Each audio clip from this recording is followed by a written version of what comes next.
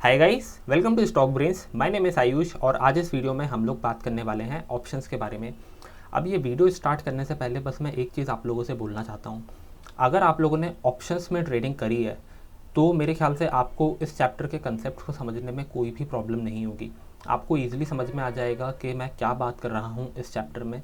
लेकिन अगर आपको ऑप्शंस की ट्रेडिंग का एक्सपीरियंस नहीं है, अगर आपने पर्सनली खुद कभी ऑप्शंस को बाय और सेल नहीं किया है, तो मेरे ख्याल से कुछ कंसेप्ट्स आपको समझ में नहीं आएंगे।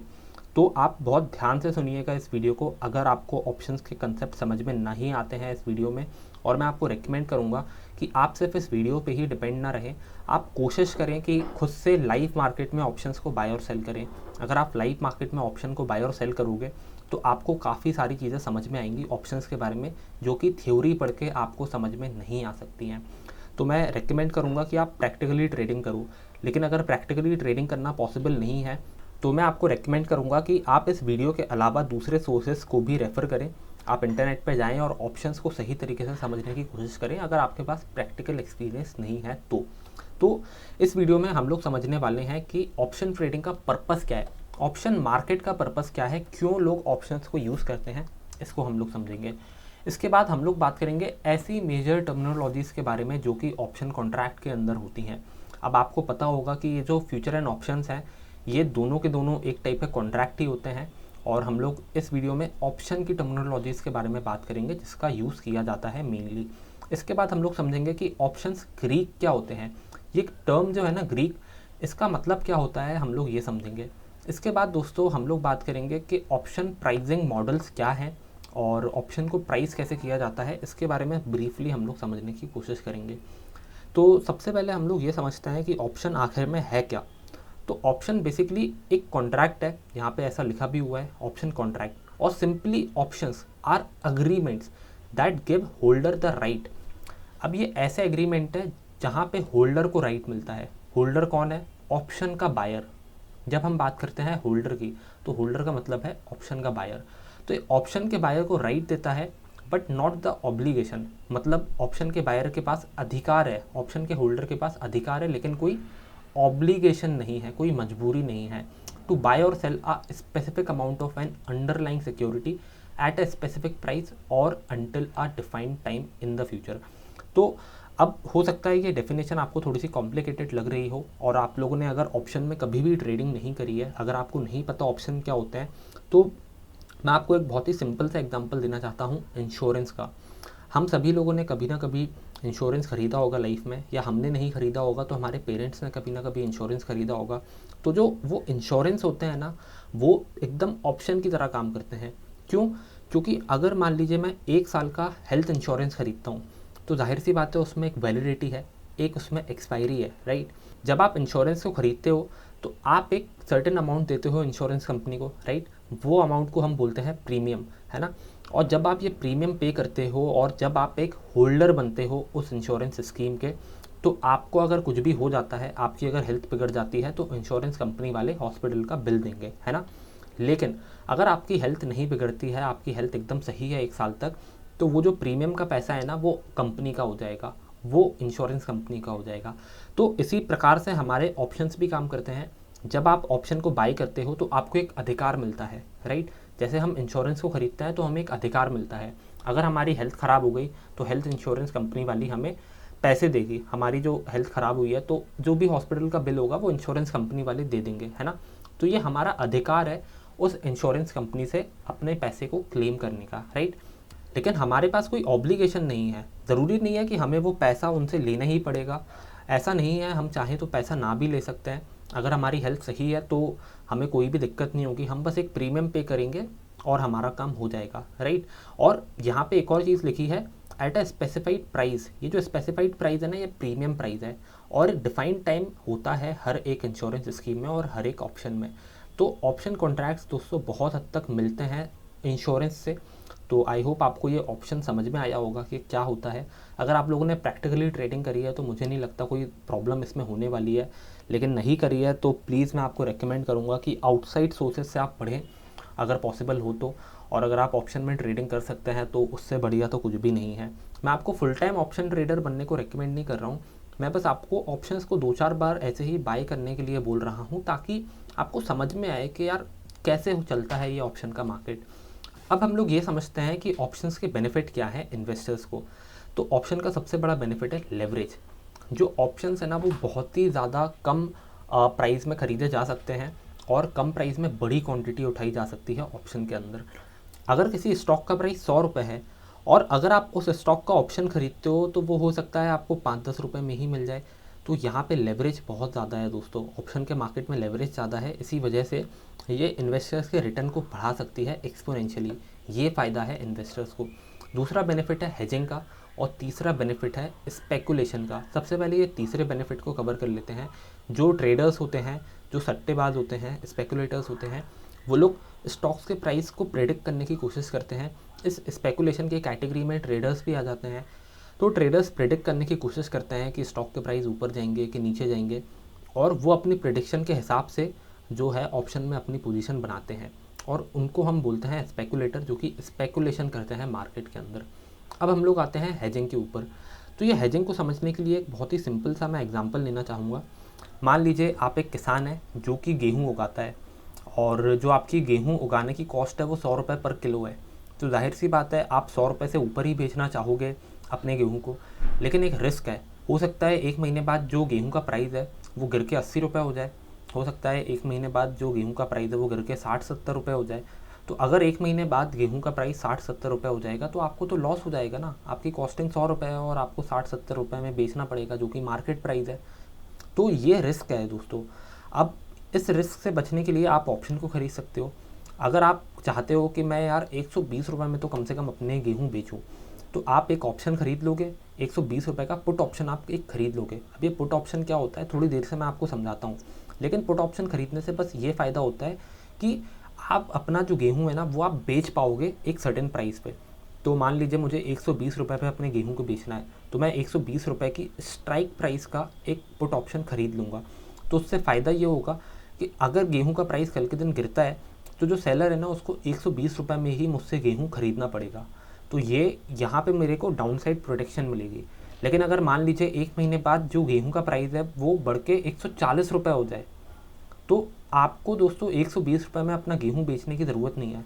आप चाहो तो वो 140 रुपये में भी जाके मार्केट में बेच सकते हो। तो आपका जो अपसाइड पोटेंशियल है वो ज़्यादा है, और जो आपकी डाउनसाइड कॉस्ट है वो आपने एकदम मिनिमाइज़ कर दी। आपको प्रॉफिट हर केस में होगा अगर आप ऑप्शन को बाय करते हो तो इस सिनेरियो में। तो इस टाइप से ऑप्शन काम करते हैं। ऑप्शन आपको एक अधिकार देते हैं अपना लॉस बचाने का, और आपको ज़्यादा प्रॉफिट कमाने का भी मौका देते हैं। कोई ऑब्लिगेशन नहीं होता। अगर आप कॉन्ट्रैक्ट में आ गए हो तो आपको अपना कॉन्ट्रैक्ट फुलफ़िल करना ही पड़ेगा। आप चाहो तो एज अ बायर अपना कॉन्ट्रैक्ट ना फुलफ़िल करो, आप मार्केट में अपने गेहूँ को बेच दो। तो ये बहुत ही सिंपल सी एनालॉजी है जिससे मैंने आपको ऑप्शन को समझाया। अगर आप लोगों ने ऑप्शन में ट्रेडिंग करी है तो आपको ये एकदम ईजिली समझ में आ गया होगा। अगर ऑप्शन में ट्रेडिंग नहीं करी है तो हो सकता है थोड़ी सी प्रॉब्लम हो, तो मैं आपको यही रेकमेंड करूँगा थोड़ा सा आप पढ़ो दूसरे सोर्सेज से। अब दोस्तों हम लोग ऑप्शन की टर्मिनोलॉजीज को समझने की कोशिश करते हैं। ये ऑप्शन की टर्मिनोलॉजी क्या है? तो बेसिकली 2 टाइप के ऑप्शन है दोस्तों। पहला है कॉल ऑप्शन और दूसरा है पुट ऑप्शन। तो सबसे पहले मैं आपको ये समझाना चाहता हूँ कि ये ऑप्शन को कॉल क्यों बोला गया है और पुट क्यों बोला गया है। अब दोस्तों जब भी मैं बोलता हूँ कि I am calling you up, तो इस डायलॉग में दोस्तों कॉल और अप का यूज़ होता है, right. I am calling you up, please pick up the phone, please pick up the call. जब भी मैं ऐसे सेंटेंस बोलता हूँ ना तो मैं चीज़ को उठाने की बात कर रहा हूँ, राइट। जैसे मैंने बोला पिकअप द कॉल, तो इस चीज़ में मैं कॉल को उठाने का बोल रहा हूँ। मैं चीज़ को कहाँ उठाऊँगा? ऊपर की तरफ, राइट।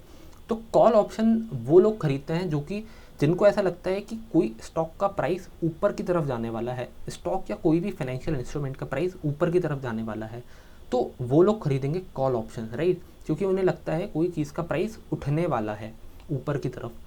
तो आई होप ये कॉल ऑप्शन का जो नाम है वो क्यों रखा गया आपको समझ में आया होगा। अब हम लोग पुट ऑप्शन की बात करते हैं। तो जब दोस्तों मैं बोलता हूँ पुट, जब मैं पुट का यूज़ करता हूँ किसी डायलॉग में, किसी सेंटेंस में, तो मैं ऐसे यूज़ करता हूँ, put this phone down, put this thing down, ऐसे बोलता हूँ मैं, राइट। तो जब भी मैं पुट शब्द का यूज़ कर रहा हूँ, मैं कोई भी चीज़ को नीचे रखने के लिए पुट शब्द का यूज़ करता हूँ मेनली। तो दोस्तों जब किसी मार्केट पार्टिसिपेंट को ऐसा लगता है कि यार कोई स्टॉक का प्राइस नीचे की तरफ जा सकता है या कोई भी फाइनेंशियल इंस्ट्रूमेंट का प्राइस नीचे की तरफ जा सकता है, तो वो डाउनसाइड प्रोटेक्शन से बचने के लिए पुट ऑप्शन को बाय कर लेता है। जैसा मैंने आपको यहाँ पे एग्जांपल दिया था एग्रीकल्चर वाला, इस केस में आपको अगर जो वीट का कॉस्ट है वो नीचे गिरने से लॉस हो सकता है अगर आप एक फार्म प्रोड्यूसर हो, राइट, अगर आप वीट प्रोड्यूसर हो तो वो डाउनसाइड कॉस्ट को बचाने के लिए, वो डाउनसाइड रिस्क को बचाने के लिए आप एक पुट ऑप्शन बाय कर लोगे और जो आपकी डाउनसाइड प्रोटेक्शन है ना उससे आप बच जाओगे। तो आई होप आपको ये पुट ऑप्शन जो शब्द है उसका मतलब समझ में आया होगा कि ये नाम पुट ऑप्शन क्यों रहा।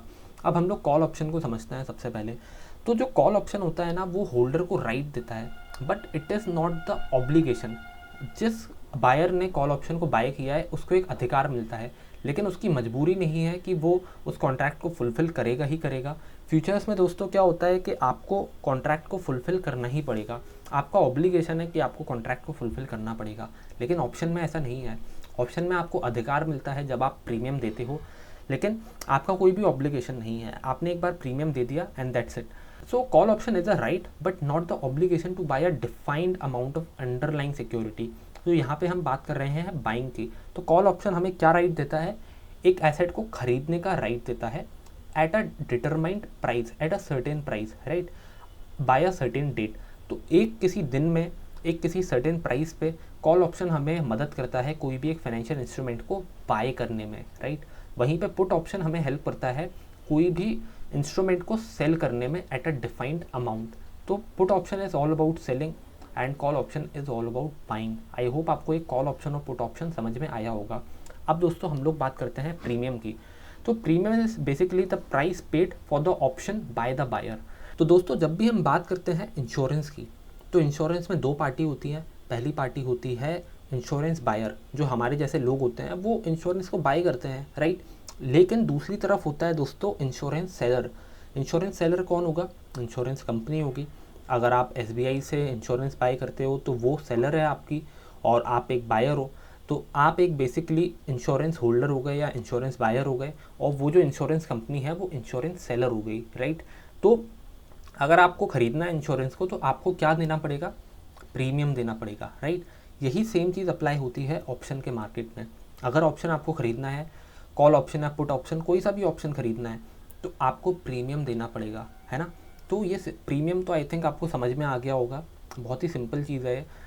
अब हम लोग समझते हैं स्ट्राइक प्राइस को। तो स्ट्राइक प्राइस एक ऐसा प्राइस है जहाँ पे ऑप्शन का होल्डर या ऑप्शन का बायर एक पर्टिकुलर सिक्योरिटी को बाय और सेल कर सकता है। अब इसको मैं आपको समझाना चाहूँगा ये चार्ट को दिखा के। ये चार्ट है दोस्तों निफ्टी 50 का। ये जो आप ऑप्शन ये पूरा देख रहे हो ना चेन, ये निफ्टी 50 की ऑप्शन चेन है। ऐसे आप किसी भी स्टॉक की ऑप्शन चेन देख सकते हो। अगर किसी स्टॉक में ऑप्शन ट्रेडिंग होती है तो उसकी आप चेन बेसिकली जाके देख सकते हो NSE की वेबसाइट पे जाके। तो यहाँ पे दोस्तों चेन में बहुत सारी चीज़ें दी गई हैं। मेरा फोकस है यहाँ पे सबसे पहले स्ट्राइक प्राइस के ऊपर। तो आप देख सकते हो ये स्ट्राइक प्राइजेस दी हुई हैं, राइट। तो जो लेफ्ट हैंड वाला साइड है वो कॉल को दर्शा रहा है और right hand side put option को दर्शा रहा है, राइट। अब मान लीजिए अगर मुझे कॉल ऑप्शन ख़रीदना है तो कॉल ऑप्शन ख़रीदने के जो मेरे पास ऑप्शन है ना वो बहुत सारे हैं। ये सारी जो स्ट्राइक प्राइस आपको दिख रही है ना, इन सारी स्ट्राइक प्राइस के मैं ऑप्शन ख़रीद सकता हूँ। अगर मैं चाहूँ तो मैं 10,400 वाली स्ट्राइक प्राइस का ऑप्शन ख़रीद लूँगा, तो उसमें मेरे को 164 रुपये प्रीमियम देना पड़ेगा, 164 रुपीज़। अगर मैं चाहूँ तो 10,750 वाला कॉल ऑप्शन भी खरीद सकता हूँ, उसमें मेरा प्रीमियम आप देख सकते हो बस 15 पैसे है। तो ये प्रीमियम में डिफरेंस है जैसे जैसे हमारी स्ट्राइक प्राइस बदल रही है। ऐसा क्यों हो रहा है इसको हम लोग आगे जाके समझेंगे, लेकिन आप बस अभी के लिए इतना समझ लीजिए कि हम लोग ये अलग अलग स्ट्राइक प्राइस के जो ऑप्शन है ना उसको हम बाय कर सकते हैं और अलग अलग स्ट्राइक प्राइस के ऑप्शन खरीदने के अलग अलग फ़ायदे होते हैं। अब हम लोग समझते हैं एक्सपायरी को। तो एक्सपायरी बेसिकली एक ऐसी डेट है जहाँ पे ऑप्शन होल्डर का जो ऑप्शन है ना उसका जो राइट है वो ख़त्म हो जाएगा। यहाँ पे लिखा भी हुआ है the date at which the option holder no longer has any rights, no longer has any right and the option no longer has value. तो एक्सपायरी के बाद जो ऑप्शन है ना उसकी कोई भी वैल्यू नहीं रह जाती है। तो एक्सपायरी होती है हर एक ऑप्शन की, हर एक इंश्योरेंस की भी एक्सपायरी होती है दोस्तों। और यहाँ पे अगर आप देखोगे ध्यान से तो ये वाले ऑप्शन की एक्सपायरी डेट है 2 जुलाई 2020 और ये जो ऑप्शंस हैं अपनी एक्सपायरी डेट के बाद ट्रेड करना बंद कर देंगे। आई होप आपको ये चीज़ समझ में आई होगी। अब हम लोग बात करते हैं ओपन इंटरेस्ट की। तो ओपन इंटरेस्ट बेसिकली एक ऐसा नंबर है जो कि हमें ये बताता है कि कितने ऑप्शन कॉन्ट्रैक्ट आउटस्टैंडिंग है। आउटस्टैंडिंग से मेरा मतलब है कि कॉन्ट्रैक्ट आपस में बने हुए हैं। अब ये ऐसा भी बताता है कि एक स्ट्राइक पे ऊपर या एक एक्सपायरी में कितने ओपन इंटरेस्ट के जो कॉन्ट्रैक्ट हैं वो बने हुए हैं। तो यहाँ पे बेसिकली दोस्तों ओपन इंटरेस्ट को समझना बहुत ईजी है। अब ये यहाँ पे आप देख सकते हो OI करके एक चीज़ लिखी हुई है। OI का मतलब है ओपन इंटरेस्ट। तो हर एक स्ट्राइक प्राइस पे कितने कॉन्ट्रैक्ट्स बने हैं वो आपको यहाँ पे दिख रहा है। अगर मैं ये 10,550 वाला ऑप्शन देखूँ, कॉल ऑप्शन, तो आप यहाँ पे देख सकते हो कि 2978925 ये क्वांटिटी है ऑप्शन की, और इतने टोटल नंबर ऑफ कॉन्ट्रैक्ट्स बने हुए हैं यहाँ पे 29,78,925 कॉन्ट्रैक्ट्स बने हैं इस प्राइस पे, राइट। और ऐसे ही अगर आप चाहो तो ये सारे के सारे जो ऑप्शन है ना कॉल साइड के, आप उसका टोटल कर सकते हो। और जो हमारा पुट वाला साइड है वहाँ पे भी ये जितना भी ओपन इंटरेस्ट है सारी की सारी प्राइस में, आप उसका भी टोटल कर सकते हो। ये जो नीचे अमाउंट है इसको हम बोलते हैं total open interest, right. I hope आपको ये चीज़ समझ में आई होगी। अब दोस्तों हम लोग बात करते हैं एक्सरसाइज के बारे में। ये एक्सरसाइज का मतलब क्या हुआ? Using the rights acquired under the option to buy और सेल द अंडरलाइन। अब एक्सरसाइज का मतलब यही हुआ कि आपको जो राइट मिला था एज अ ऑप्शन बायर, उसको आपने एक्सरसाइज कर लिया। अब इसको मैं आपको बहुत ही ईजिली समझाने की कोशिश करता हूँ। ये जो हमारा बीट वाला एग्जाम्पल था, यहाँ पे हमने 120 रुपये का पुट ऑप्शन बाय किया था, राइट। तो अगर गेहूं का दाम एक महीने बाद मान लो 80 रुपये हो जाता है, तो जाहिर सी बात है आप मार्केट में जाके 80 रुपये में तो बेचोगे नहीं गेहूं को। आप चाहोगे कि यार मैं 120 रुपये में बेचूं, क्योंकि मैंने तो ऑप्शन ख़रीद के रखा है, ऑप्शन के हिसाब से मैं अपने गेहूं को 120 रुपये में बेच सकता हूं पुट ऑप्शन सेलर को। तो आप जाओगे अपना 100 रुपये किलो वाला गेहूं लेके और 120 रुपये में उस गेहूं को बेच दोगे। और जब आप ऐसा करोगे तो ऐसा बोला जाएगा कि आपने अपने ऑप्शन को एक्सरसाइज कर लिया। आपके पास एक ऑप्शन था कि मैं 120 रुपये में अपने गेहूं को बेच सकता हूं, तो आपने अपने ऑप्शन को एक्सरसाइज कर लिया इस केस में, राइट। अगर गेहूं का प्राइस 80 रुपये हो गया और आपके पास राइट है 120 रुपये में बेचने का, तो जाहिर सी बात है आप 120 में बेचना चाहोगे, महंगे में बेचना चाहोगे और प्रॉफिट कमाना चाहोगे। लेकिन अगर मार्केट का भाव एक महीने बाद 140 रुपये पहुँच जाए और आपके पास 120 रुपये वाला ऑप्शन रखा हुआ है, जाहिर सी बात है यार आप मार्केट में बेचोगे। मार्केट में 140 रुपये मिल रहे हैं और ऑप्शन सेलर को बेचोगे तो 120 रुपये मिल रहे हैं, तो मार्केट में ज़्यादा भाव मिल रहा है आपको अपने वीट का, तो आप मार्केट में बेचोगे अपने गेहूं को, राइट। तो ये जो एक्सरसाइज करना है ना ऑप्शन को, ये ऑप्शनल होता है। ज़रूरी नहीं है कि आप अपने ऑप्शन को एक्सरसाइज करोगे ही करोगे, ये आपके ऊपर है। मार्केट सिचुएशन पर डिपेंड करता है कि आप अपने ऑप्शन को एक्सरसाइज करते हो या नहीं। अब हम लोग ये समझते हैं कि ये इन द मनी क्या होता है। ये in the money, out of the money, at the money, ये सारे ऑप्शंस क्या होते हैं, इसको हम लोग समझने की कोशिश करते हैं। इन द मनी एक ऐसा ऑप्शन होता है जहाँ पे जो ऑप्शन की स्ट्राइक प्राइस है ना, जो ऑप्शन का स्ट्राइक प्राइस है वो हमारे अंडरलाइंग प्राइस से नीचे हो। अब इसको मैं आपको समझाने की कोशिश करता हूँ इस चार्ट के थ्रू। अब यहाँ पे कॉल वाला साइड है हमारा लेफ्ट हैंड वाला साइड, और आप देख सकते हो यहाँ पे जिस भी ऑप्शन का प्राइस 10,550 से नीचे है वो सारे के सारे आपको ग्रीन में दिख रहे होंगे, राइट। और यहाँ पे ऐसा लिखा भी हुआ है ITM। ITM का मतलब इन द मनी। ये सारे के सारे ऑप्शंस इन द मनी है। क्यों है इन द मनी? क्योंकि आप यहाँ पे देख सकते हो जो निफ्टी 50 का प्राइस है ना वो तो 10754 है। तो अगर आपके पास कॉल ऑप्शन रखा हुआ है तो जाहिर सी बात है आप तो फ़ायदे ही फ़ायदे में हो। क्यों? क्योंकि कॉल ऑप्शन जो बायर होता है उसके पास राइट होता है चीज़ों को खरीदने का एट अ स्ट्राइक प्राइस। तो मान लो अगर मेरे पास ये 10,250 वाला कॉल ऑप्शन है तो जाहिर सी बात है मेरे पास राइट्स हैं। अगर मैं चाहूँ तो मैं अपने ऑप्शन सेलर से ये 10,250 में निफ्टी 50 को खरीद सकता हूँ। अभी क्या मार्केट का भाव चल रहा है 10754। तो अगर मैं 10,250 पे खरीदूँ और ये 10,574 पे बेच दूँ तो मैं 250-300 पॉइंट का तो ऐसे ही प्रॉफिट कमा लूँगा। तो यहाँ पे जो ITM वाले ऑप्शन है ना ये थोड़ा सा ऑप्शन बायर को फेवर करते हैं, राइट। तो आप यहाँ पे देख सकते हो ITM वाले जो ऑप्शन है वो थोड़ा सा फेवर करते हैं, इसी वजह से जो इनका प्राइस है ना वो भी हाई होता है। अगर आप यहाँ पे देखोगे LTP को, तो LTP आप देख सकते हो ज़्यादा है यहाँ पे। ऑप्शन जितना ज़्यादा इन द मनी होगा उसका प्राइस उतना ज़्यादा बढ़ता जाएगा, और जैसे जैसे ऑप्शन की मनीनेस कम होती जाएगी वैसे वैसे ऑप्शन का जो प्राइस है वो भी कम होता जाएगा। तो आई होप आपको ये ITM समझ में आया होगा। अब हम लोग समझते हैं आउट ऑफ द मनी को। जब भी किसी कॉल ऑप्शन का जो स्ट्राइक प्राइस है वो बड़ा हो, वो ज़्यादा हो अंडरलाइन के प्राइस से, तो वो ऑप्शन होता है आउट ऑफ द मनी। और पुट ऑप्शन में जस्ट इसका उल्टा होगा। जो भी पुट ऑप्शन का स्ट्राइक प्राइस है जब वो कम हो अंडरलाइंग से, तो हम ऐसा बोलते हैं कि आउट ऑफ द मनी है वो ऑप्शन। तो इस केस में आप देख सकते हो out of the money options को, यहाँ पे आप देख सकते हो ये out of the money put side में यहाँ पे है, जिसको वाइट से दर्शाया जा रहा है। तो आप यहाँ पे देख सकते हो कि जो हमारा कॉल ऑप्शन है उसकी जो भी स्ट्राइक प्राइस है ना, जैसे ये 10,650, 10,700, 10,750, इसका जो प्राइस है ना वो ज़्यादा है हमारे अंडरलाइन के प्राइस से। और वहीं पे अगर हम बात करें हमारे पुट साइड की, तो पुट साइड में जो भी स्ट्राइक प्राइस है लाइक 10,450, 10,400, 10,350, तो ये सारे जो भी स्ट्राइक प्राइजेस है ना वो कम है हमारे इस अंडरलाइन से, राइट। तो ये वाले जो ऑप्शंस हैं वो आउट ऑफ द मनी होते हैं। Out of the money options में कोई भी इंट्रिंसिक वैल्यू नहीं होती है, सिर्फ और सिर्फ टाइम वैल्यू होती है। और दोस्तों जो एट द मनी ऑप्शंस होते हैं ना वो अंडरलाइन इंडेक्स के बिल्कुल पास में खड़े होते हैं। अगर कोई ऑप्शन हमें इस एग्जैक्ट ये वाले प्राइस पे हमें मिल जाए, अगर कोई ऑप्शन हमें 10,574 के प्राइस पे मिल जाए, तो हम लोग ऐसा बोलेंगे कि यार ये एट द मनी ऑप्शन है। लेकिन एट द मनी ऑप्शन हमें जनरली देखने को नहीं मिलते हैं मार्केट में। तो जिस भी ऑप्शन का प्राइस इससे एकदम करीब है, इससे बिल्कुल करीब है, उसको हम लोग ATM कंसिडर कर लेते हैं। तो कॉल की साइड में जो हमारा ATM है वो 10,550 की स्ट्राइक प्राइस वाला ऑप्शन है, और जो हमारा पुट साइड है यहाँ पे हमारा ATM 10,600 है। और हम लोग इसको ATM इसलिए कंसिडर कर रहे हैं क्योंकि जो इसका प्राइस है ना वो अंडरलाइन से बिल्कुल करीब में है, राइट। तो आई होप आपको ये चीज़ समझ में आई होगी। वैसे आइडियली जो एट द मनी ऑप्शंस होते हैं ना दोस्तों, वो उसका जो प्राइस है, उसका जो स्ट्राइक प्राइस है वो सेम होना चाहिए अंडरलाइन के प्राइस से। तो आई होप आपको ये ATM, OTM और ITM समझ में आया होगा। अब हम लोग समझते हैं इम्प्लाइड वोलेटिलिटी को। तो इम्प्लाइड वोलेटिलिटी हमें ये बताती है कि फ्यूचर में क्या एक्सपेक्टेड वोलेटिलिटी हो सकती है मार्केट के अंदर, और ये IB को भी आप देख सकते हो ईजिली।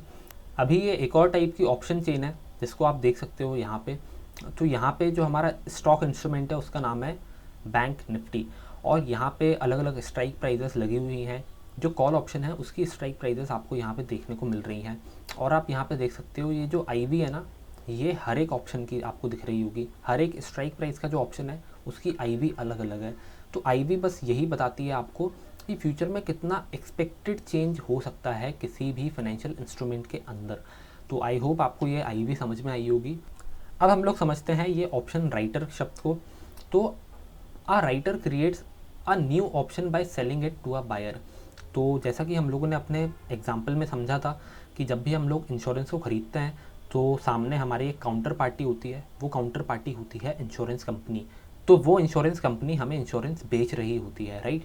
वैसे ही जो ऑप्शन का मार्केट होता है वहाँ पे एक ऑप्शन बायर होता है और एक ऑप्शन सेलर होता है। तो जो ऑप्शन सेलर होता है उसको हम बोलते हैं ऑप्शन राइटर, और ऑप्शन राइटर क्या करता है, ऑप्शन को बेचता है, राइट। तो आई थिंक आपको ये ऑप्शन राइटर का जो कंसेप्ट है वो क्लियर हो गया होगा। अब हम लोग समझते हैं ये अमेरिकन स्टाइल और यूरोपियन स्टाइल के ऑप्शंस को। ऐसे ऑप्शंस जहाँ पे ऑप्शन बायर को अपने ऑप्शन को एक्सरसाइज करने का ऑप्शन कभी भी मिल सकता है, उसको हम बोलते हैं अमेरिकन स्टाइल ऑप्शन। और यूरोपियन स्टाइल ऑप्शन में दोस्तों जो ऑप्शन है ना वो सिर्फ एक्सपायरी के समय ही आप एक्सरसाइज कर सकते हो एज अ बायर। तो जाहिर सी बात है जो अमेरिकन स्टाइल ऑप्शन है वहाँ पे ऑप्शन बायर को ज़्यादा कंट्रोल मिल रहा है। अमेरिकन स्टाइल वाला जो ऑप्शन है उसमें बायर कभी भी अपने ऑप्शन को एक्सरसाइज कर सकता है। तो इस केस में यहाँ पे जो प्रीमियम है ना अमेरिकन स्टाइल ऑप्शंस में वो ज़्यादा होंगे। वहीं पे अगर हम यूरोपियन स्टाइल के ऑप्शंस की बात करें तो वहाँ पे प्रीमियम कम होंगे। क्यों? क्योंकि जो ऑप्शन है ना उसको सिर्फ आप एक्सपायरी में एक्सरसाइज कर सकते हो। तो ये है दोस्तों अमेरिकन और यूरोपियन ऑप्शन।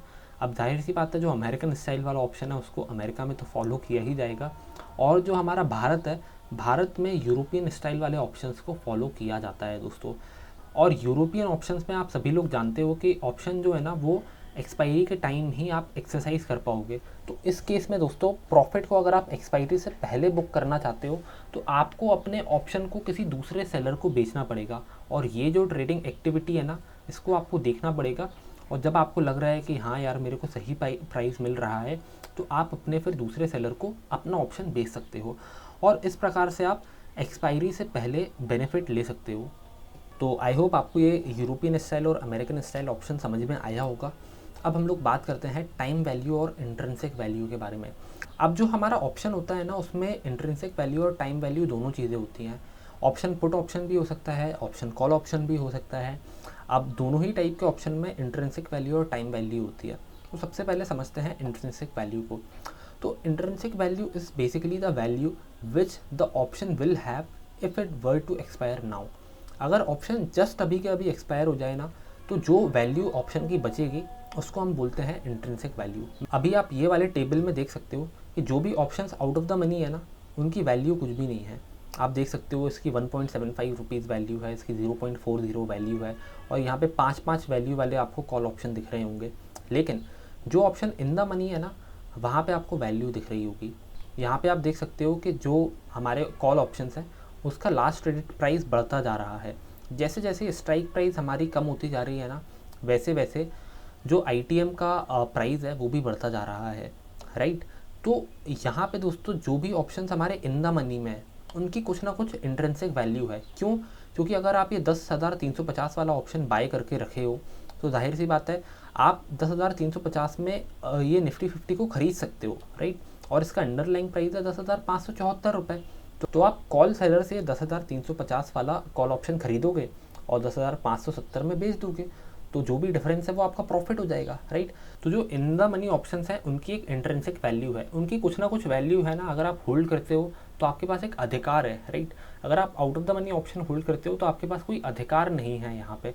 अगर आप ये 10,800 वाली ऑप्शन को अगर आप होल्ड करते हो तो आपके पास कोई भी अधिकार नहीं है। आप 10,800 रुपये में क्यों खरीदना चाहोगे किसी अंडरलाइंग एसेट को, अगर आपको वही सेम एसेट 10,500 में मिल रहा है तो जाहिर सी बात है ये वाले जो out of the money options हैं इनकी कोई भी वैल्यू नहीं है, और जो इन द मनी वाले ऑप्शंस हैं उनकी वैल्यू ही वैल्यू है। तो इंट्रिंसिक वैल्यू हमारी उन्हीं ऑप्शंस की होगी जो इन द मनी है, और इन द मनी वो जितने ज़्यादा होंगे, उनकी मनीनेस जितनी ज़्यादा होगी, उसकी इंट्रिंसिक वैल्यू उतनी ही ज़्यादा होगी। और out of the money options की कोई भी इंट्रिंसिक वैल्यू नहीं होती है। आई होप आपको ये चीज़ समझ में आई होगी। अब हम लोग बात करते हैं टाइम वैल्यू के बारे में। अब ये टाइम वैल्यू है ना दोस्तों, ये बहुत ही बढ़िया चीज़ है, क्योंकि यहाँ पे दोस्तों स्पेकुलेशन होता है हमारा। जो हमारे ऑप्शन बायर और सेलर होते हैं वो इसी चीज़ पे खेलने की कोशिश करते हैं। अब जो ऑप्शन सेलर होता है वो चाहता है कि यार जल्दी से जल्दी ये जो टाइम है ना वो ख़त्म हो जाए। जैसे जैसे टाइम ख़त्म होता जाता है वैसे वैसे ऑप्शन की वैल्यू कम होती जाती है। इसी वजह से जो ऑप्शन सेलर है ना वो यही चाहेगा कि टाइम फटाक से ख़त्म हो। जैसे जैसे टाइम ख़त्म होगा वैसे वैसे ऑप्शन सेलर का प्रॉफिट बढ़ता जाएगा, और ऑप्शन बायर ये चाहेगा कि यार उसके पास ज़्यादा से ज़्यादा समय हो, क्योंकि जो ऑप्शन बायर होता है ना उसके खिलाफ काम करता है ये समय। तो दोस्तों जितना ज़्यादा टाइम एक ऑप्शन बायर के पास है, जितना ज़्यादा समय एक ऑप्शन टाइम लेगा एक्सपायर होने में, उतना ज़्यादा चांस होता है कि यार वो प्रॉफिट में आ जाए। अब मान लो आपके पास एक कॉल ऑप्शन है, कॉल ऑप्शन आपको अधिकार देता है कोई भी चीज़ को खरीदने का एक सर्टेन प्राइस पे। अगर वो स्ट्राइक प्राइस 100 रुपये है, मतलब आपके पास 100 रुपये में एक पर्टिकुलर स्टॉक को खरीदने का चांस रहेगा, राइट। अब मान लो ये वाला जो ऑप्शन है ना इसकी वैलिडिटी है 5 साल। 5 साल की वैलिडिटी है अगर 100 रुपये के स्ट्राइक प्राइस वाले ऑप्शन की, तो जाहिर सी बात है जो ऑप्शन सेलर है ना वो 5 साल का रिस्क ले रहा है। मान लो अगर अंडरलाइन सिक्योरिटी का प्राइस बस अभी 20 रुपये है ना, अभी 20 रुपये है, लेकिन हो सकता है 5 साल बाद वो प्राइस 200 रुपये पहुँच जाए। हो सकता है कि 5 साल बाद ये जो 20 रुपये का स्टॉक है वो 10 रुपये पे भी चला जाए। तो 5 साल का जो समय है ना दोस्तों वो बहुत ही लंबा समय है, और उस समय अनसर्टेनिटी भी ज़्यादा रहेगी। जैसे जैसे टाइम बढ़ता जाता है ना वैसे वैसे अनसर्टेनिटी भी बढ़ती जाती है, राइट। तो जो अंडरलाइंग सिक्योरिटी है ना उसके ऊपर नीचे जाने का भी जो चांस है वो भी बढ़ेगा। इसी वजह से जैसे जैसे टाइम बढ़ता जाता है वैसे वैसे जो ऑप्शन सेलर है ना वो ज़्यादा प्रीमियम डिमांड करता है ऑप्शन बायर से, और अगर समय कम होगा तो कम समय में आपको ये कम टाइम वैल्यू के हिसाब के प्रीमियम देने पड़ेंगे। तो जैसे जैसे ऑप्शन का समय कम होता जाएगा वैसे वैसे उसका प्रीमियम गिरता जाएगा। क्यों? क्योंकि ऑप्शन सेलर को कम रिस्क लेना पड़ेगा। अगर टाइम पीरियड बड़ा होगा तो ऑप्शन का जो रिस्क है ना वो भी बड़ा होगा। अगर ऑप्शन सेलर का जो रिस्क है वो बढ़ेगा तो जाहिर सी बात है वो अपने आप को कंपनसेट करने के लिए एक हायर प्रीमियम की डिमांड करेगा। आई होप आपको ये टाइम वैल्यू समझ में आई होगी ऑप्शंस की। अब हम लोग बात करते हैं ऑप्शन ग्रीक्स की। ये ऑप्शन ग्रीक्स को समझना इतना इम्पॉर्टेंट इसलिए होता है क्योंकि जो ऑप्शंस में ट्रेडिंग करते हैं ना उनको ये पता चल जाता है कि किस स्ट्राइक प्राइस के ऑप्शन में क्या फ़र्क आ सकता है अगर अंडरलाइंग एसेट ऊपर नीचे होता है तो। अब आप सभी को पता होगा कि एक इंस्ट्रूमेंट के बहुत सारे ऑप्शंस हो सकते हैं, अलग अलग स्ट्राइक प्राइस के अलग अलग ऑप्शंस होते हैं। तो किस प्राइस के ऑप्शन को ख़रीदना चाहिए, किस स्ट्राइक प्राइस के ऑप्शन को नहीं ख़रीदना चाहिए, उस सब का अनुमान हमें मिलता है ग्रीक से। और भी काफ़ी सारी चीज़ों में हेल्प करते हैं ये ऑप्शन ग्रीक्स, तो इसका बेसिक नॉलेज होना बहुत ज़रूरी है। ऑप्शन ग्रीक्स 5 टाइप के होते हैं, डेल्टा, गामा, वेगा, थीटा और रो। ये 5 टाइप के होते हैं हमारे ऑप्शन ग्रीक्स। एक एक करके सबको समझते हैं। तो delta basically measures how much an option price changes for a 1 point move in the underline. अगर निफ्टी 50 का जो प्राइस है वो 1 रुपये से बदलता है, तो जो ऑप्शन है उसका प्राइस कितने रुपए से बदलेगा, वो हमें बताता है डेल्टा। गामा दोस्तों हमें ये बताता है कि जो डेल्टा है ना उसका रेट ऑफ चेंज क्या है, डेल्टा कितना जल्दी बदल सकता है, ये हमें बताता है गामा, राइट। वेगा हमें ये बताता है कि इम्प्लाइड वोलेटिलिटी किसी एक ऑप्शन के अंदर कितनी है। अब बहुत सारी स्ट्राइक प्राइस होती हैं, तो हर एक स्ट्राइक प्राइस की जो इम्प्लाइड वोलेटिलिटी है ना, जो वो ऑप्शन की प्राइसिंग के अंदर है, उसके बारे में हमें बताता है वेगा। जब वॉलेटिलिटी हाई होगी किसी ऑप्शन की, तो जो वेगा है वो बढ़ जाएगा। अगर किसी अंडरलाइंग इंस्ट्रूमेंट की वॉलेटिलिटी कम होगी, तो जो वेगा है वो गिर जाएगा। और जो थीटा है हमारा, वो हमें ये बताता है कि जो टाइम वैल्यू है ना, वो कम होने से कितना ज़्यादा हमारा ऑप्शन का प्राइस कम होगा। तो ये जो थीटा है ये ऑप्शन बायर के खिलाफ काम करता है और ऑप्शन सेलर के साथ काम करता है, राइट। तो theta is all about time value decay. जैसे जैसे टाइम कम होगा वैसे वैसे जो ऑप्शन की वैल्यू है वो कम होगी, और इस चीज़ को रिप्रेजेंट करता है थीटा। और जो रो है वो हमें ये बताता है कि इंटरेस्ट रेट बदलने से क्या इम्पैक्ट पड़ेगा ऑप्शन के प्राइजेस के ऊपर। अब जो इंटरेस्ट रेट है दोस्तों वो जल्दी बदलते नहीं है, बहुत ही इनफ्रीक्वेंटली बदलते हैं, इसी वजह से ये रो का ज़्यादा यूज़ नहीं है शॉर्ट टर्म ऑप्शंस में। जब हम लंबे ऑप्शंस की बात करते हैं जिसकी एक्सपायरी 1 साल 2 साल 5 साल होती है, तो वहाँ पे रो एक फैक्टर प्ले कर सकता है। लेकिन यहाँ पे दोस्तों जब हम बात करते हैं शॉर्ट टर्म ऑप्शंस की, जो जिनकी एक्सपायरी बहुत जल्दी हो जाती है, 2-3 महीने में हो जाती है, वहाँ पे रो ज़्यादा इंपॉर्टेंट रोल प्ले नहीं करता है। तो थीटा, वेगा, गामा और डेल्टा, ये जो 4 ऑप्शन ग्रीक्स हैं, ये हमें बेसिकली एसेस करने में हेल्प करते हैं कि जो ऑप्शंस हैं उनमें क्या हो सकता है। तो यहाँ पे मैंने एक और ऑप्शन चेन का स्क्रीनशॉट आपके सामने लगा के रखा है, और जो स्टॉक का नाम है वो बैंक निफ्टी है। अगर आप इस टाइप से ऑप्शन के डेटा को देखना चाहते हो तो आप सेंसिबल पे देख सकते हो, ये सेंसिबल वेबसाइट से लिया गया है। अब यहाँ पे कॉल ऑप्शंस का डेटा आपको दिख रहा है, 14 जून की एक्सपायरी है, सारा डेटा आपको विजिबल होगा यहाँ पे दोस्तों। जो बैंक निफ्टी का फ्यूचर है उसका प्राइस 26,514 है, और बैंक निफ्टी का जो स्पॉट प्राइस है वो 26,542 है, राइट। अब यहाँ पे दोस्तों जो डेल्टा है वो हमें दिख रहा है, वेगा दिख रहा है, थीटा दिख रहा है। तो यहाँ पे ये वाले ऑप्शन का प्राइस है 134 रुपीज़। तो यहाँ पे 26,400 वाला जो स्ट्राइक प्राइस है, इसका जो ऑप्शन है इसका प्राइस है 134 rupees. I am talking about call options, यहाँ पे सारे के सारे कॉल ऑप्शन ही लगे हैं। तो ये वाला जो कॉल ऑप्शन है ना, इसका डेल्टा है 0.72। 0.72 डेल्टा है, इसका मतलब ये है कि अगर बैंक निफ्टी का प्राइस 1 रुपये से बढ़ता है ना, तो ये वाला जो ऑप्शन है इसका प्राइस 0.72 रुपीज़ से बढ़ जाएगा। अब अगर मैं 26,500 की स्ट्राइक प्राइस की बात करूँ, तो वहाँ पे डेल्टा 0.53 है। मतलब अगर बैंक निफ्टी जो है वो 1 रुपये से बढ़ता है, तो ये वाला जो ऑप्शन है ना, ये बस 0.53 रुपीज़ बढ़ेगा। वहीं पे 26,400 वाले का जो डेल्टा है वो हाई था, राइट। और जैसे जैसे ये कॉल ऑप्शन का जो स्ट्राइक प्राइस है वो जैसे जैसे वो बढ़ता जा रहा है, वैसे वैसे ये डेल्टा कम होता जा रहा है, राइट। सो इस टाइप से दोस्तों डेल्टा के अलावा बाकी सारे जो वेगा थीटा टाइप के हमारे ग्रीक्स हैं वो भी आपको देखने को मिलेंगे। अगर आप सेंसिबल की वेबसाइट या दूसरी वेबसाइट पर जाओगे तो आपको ये डेटा ईजिली मिल जाना चाहिए। अब दोस्तों हम लोग बात करते हैं ऑप्शन प्राइसिंग मॉडल्स के बारे में। तो 3 प्राइसिंग मॉडल्स हैं ऑप्शन के, Black Scholes, Cox Robinson binomial और मोंटे कार्लो मॉडल। ये 3 ऐसे मॉडल्स हैं जिससे आप ऑप्शन की प्राइसिंग को डिटरमाइन कर सकते हो, ये कैलकुलेट कर सकते हो कि एक सर्टेन स्ट्राइक प्राइस के ऑप्शन की क्या प्राइसिंग होनी चाहिए। जो आपकी CMT की बुक है उसमें बहुत ही डीपली डिस्क्राइब नहीं किया गया है इन सारी की सारी मेथड्स को। जो ऑब्जेक्टिव है CMT लेवल 1 के हमारे करिकुलम का वो यही है कि बस आपको इन ऑप्शन प्राइसिंग मॉडल्स के नाम पता हो। तो ये 3 बेसिकली मॉडल्स हैं जिसका यूज़ करके जो ऑप्शन की प्राइसिंग है वो निकाली जाती है। और ये जो दोस्तों ब्लैक शोल्स वाला मेथड है ना, इसका सबसे ज़्यादा यूज़ किया जाता है। एंड अब हम लोग बात करते हैं वारंट्स की। अब जो हमारे ऑप्शंस हैं वो बेसिकली एक राइट देते हैं बायर को, लेकिन ऑब्लिगेशन नहीं रहता कॉल ऑप्शन या पुट ऑप्शन बायर के ऊपर, राइट। वैसे ही हमारे वारंट्स होते हैं, वारंट भी एक राइट देते हैं वारंट होल्डर को, लेकिन कोई ऑब्लिगेशन नहीं होता कि वारंट को एक्सरसाइज ही करना पड़ेगा। और ये जो वारंट्स होते हैं ना, ये इशू किए जाते हैं एक कंपनी के द्वारा, राइट। जो वारंट्स होते हैं वो एक कंपनी के द्वारा इशू किए जाते हैं, और जो ऑप्शन होते हैं वहाँ पे जो सेलर है वो कोई भी हो सकता है। मैं चाहूँ तो मैं भी एक सेलर बन सकता हूँ, लेकिन वारंट्स में ऐसा नहीं होता। जो वारंट्स होते हैं वहाँ पे कंपनी सेल करती है इन ऑप्शंस को, राइट, और एक स्पेसिफिक डेट होती है, उसी स्पेसिफिक डेट पे आप इस वारंट को एक्सरसाइज कर सकते हो, राइट। और जब भी ये वारंट एक्सरसाइज किया जाता है तो कंपनी नए शेयर इशू कर देती है which increases the total number of shares outstanding. अब हम लोग ये समझते हैं कि टेक्निकल एनालिस्ट को चाहिए क्या। तो जाहिर सी बात है, आप अगर एक टेक्निकल एनालिस्ट हो तो जो ऑप्शन के प्राइजेस है ना, जो अलग अलग स्ट्राइक प्राइस के ऑप्शंस हैं, वो आपको डेफिनेटली हेल्प करेंगे। लेकिन टेक्निकल एनालिस्ट लोग ज़्यादातर ऑप्शन के प्राइस पे फोकस नहीं करते हैं।